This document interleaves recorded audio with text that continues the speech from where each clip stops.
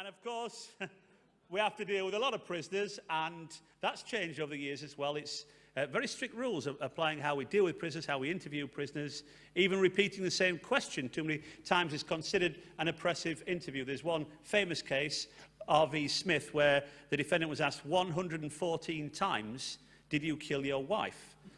113 times he said no. The 114th time he said yes. That was kicked out of court, deemed inadmissible by the judge. I don't agree with that particular ruling. My own view is, if he was married, he should have been used to that intensity of questioning.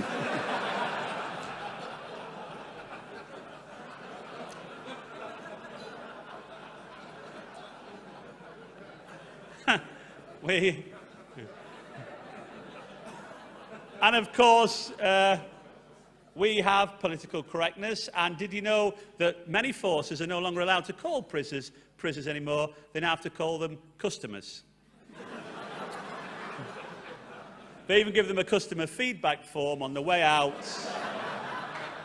in order we might improve our service, improve their detention experience. One of the questions is, what word best describes your occupation? Burglar. Whatever next. Were you happy with your room? Would you consider staying with us again? Was the absence of Class A drugs an inconvenience, or did you pre-plan your stay by shoving some up your bottom? We call these people secretors. That's not a quaint Spanish lady. That's somebody that hides things in unusual places. I interviewed one gentleman, and we'd recovered 1 kilo of Class A drugs secreted in his bottom, and he told me they'd been put there without his knowledge. And of course, we're criticised, the police, rather heavily for not recording all the crimes to meet our targets. And the case in point, which I found very funny, was in the newspaper, and it was one chap that tried to report a burglary at his address, and he showed the police officer all marks around his patio door, and the police officer looked at it and said, "That's badgers. Badgers have done that." He said, "Badgers? They've had me 42-inch plasma TV."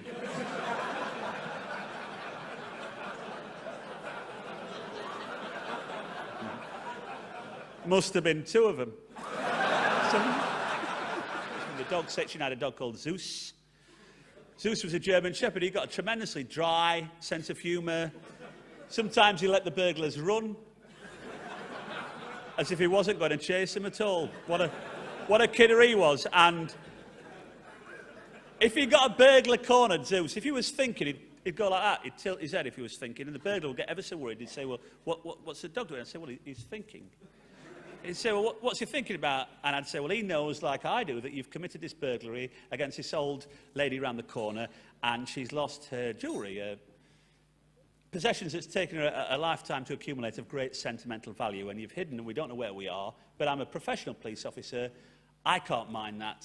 It's all in a day's work." But Zeus, he's fuming. He's absolutely fuming. And what he's thinking is that he could use reasonable force to detain you.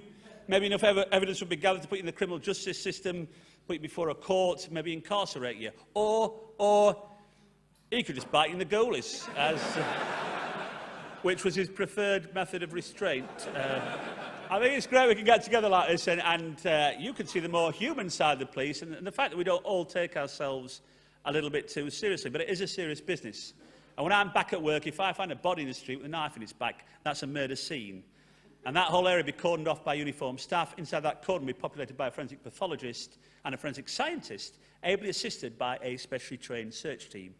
Every piece of evidence found will be carefully bagged up and exhibited, every forensic sample compared against a national DNA database of millions. There will be Oscar, the thermal imaging helicopter in the sky. There'll be Zeus, the search dog on the ground.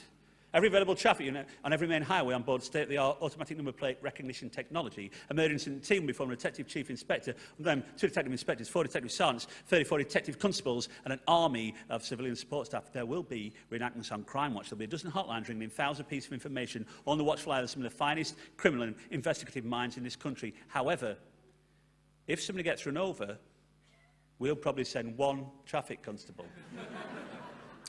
Now, I'm no mathematician. I don't want to incite or encourage violence. But if you are planning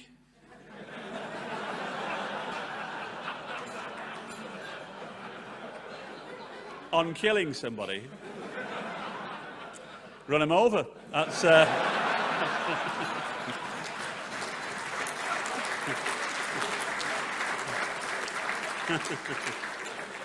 I shouldn't say things like that, but it keeps me in work.